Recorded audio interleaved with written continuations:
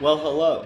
The job market is hard. Coffee chat this, LinkedIn that. We've all been there. Botched interview after botched interview. Weeping in your parents' basement as that burner starts speaking to you. Pleading you to slide it into your cheek and relieve yourself of all burden. But there's hope. With these resume tips, I'll turn you from an unemployed, estrogen-filled beta scoon to a suave, archetypal corporate mega-chad. Like that. Let's start with some graphic design. If you want to be employed and erect, you must come correct with your formatting. Well-thought formatting shows implicit quality, conveying your careful consideration and rigor when crafting that PDF that they'll barely read. If you lack this, that might just mean the end of your boner for professional purpose. It's best to choose a 10 to 12 point serif font with 1.15 spacing or larger. This is mainly because simpler shapes are easier to read, because screens are made of pixels instead of ink, meaning it's small fonts. Serifs are originally intended to distinguish the letters, crowd the spaces, and make letters more difficult to differentiate. This concept is called pre-attentive processing, which basically says, recruiter goop brain get hot reading more shape.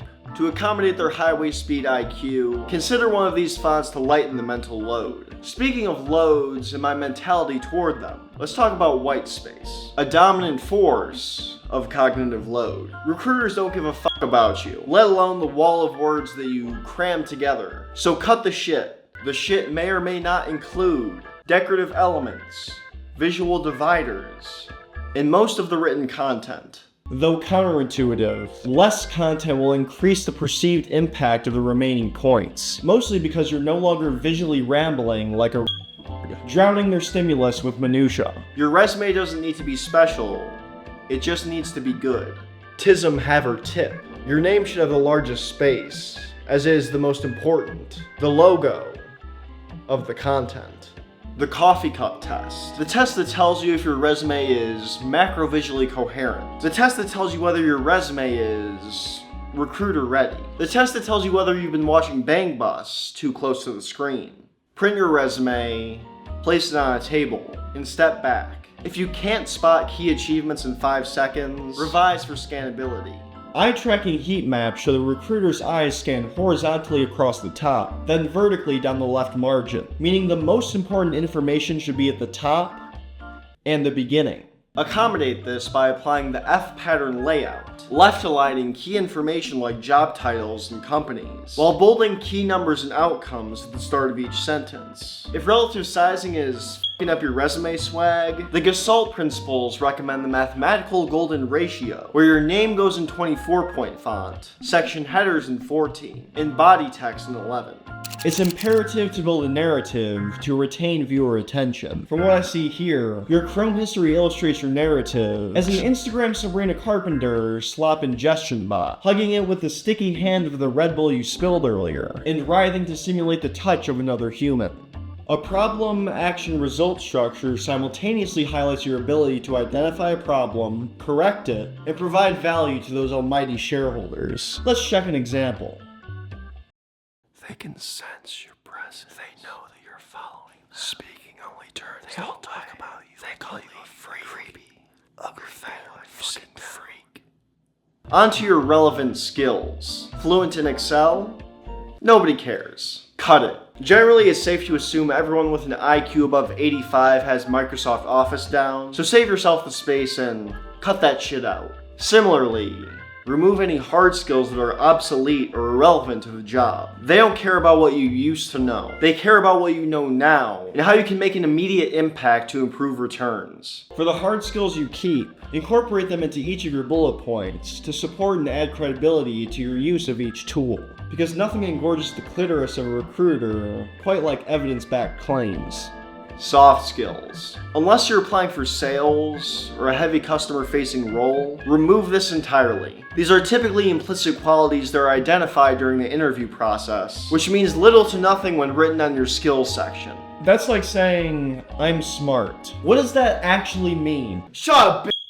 A common strategy to get selected by those darned AI-enhanced applicant tracking systems is to hide a white text keyword section in small font at the bottom of your resume. Thus, key terms for the job will match, and you'll have a greater probability of being selected from the thousands of applicants that are equally or more qualified as you. What they don't tell you is that many ATS systems penalize unnatural keyword densities, typically using a technique called latent semantic indexing. What this means practically is that if you cheat too hard, you're fucked. So if you don't cheat at all or too little, you're fucked. But if you cheat even a little too much, you're also fucked. So don't fuck yourself, and take the time to select the appropriate amount of keywords, which is about 3% of the total text.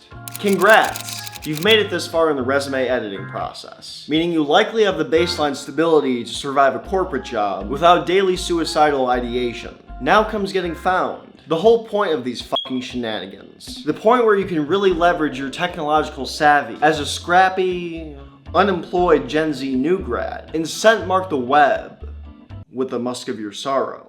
In the compiled PDF of the resume, open the file properties and change the name to the following, and add your skills and desired industries in the comments. Adding this metadata gives another layer of SEO to give your resume some pop, because no one wants flaccid metadata squelching all over their rock-hard resume. Do they? Next, upload your resume to Google Drive and set it to public, naming it with a convention similar to the following. Google's search algorithm prioritizes clear, keyword-rich file names in public documents, meaning recruiter searches will yield more results, meaning hopefully you can finally get a fucking job! Henceforth, the primacy effect. The primacy effect is a cognitive bias, where people prioritize the first items in a sequence or list, similar to how your first porn exposure was an obese Latina's mixtape. Now you can't stop stroking it to Syntho Guadalajaran lard-munching Lizzo variants. The same applies to the job market, as candidates who apply within 24 hours of the posting are 3 times more likely to get an interview. Basically because recruiters want to reduce the amount of hard sifting they have to do, and to increase the amount of fingering their prostate in the bathroom and not washing their hands on company time. Integrate these tips, and you might just escape the jobless purgatory with your dignity intact. If not, there's always starting an OnlyFans or getting Narcan outside of a BMW dealership. And hell, suicide, it's always an option.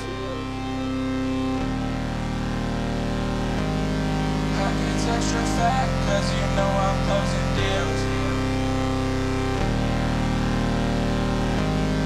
Pockets extra fat, cause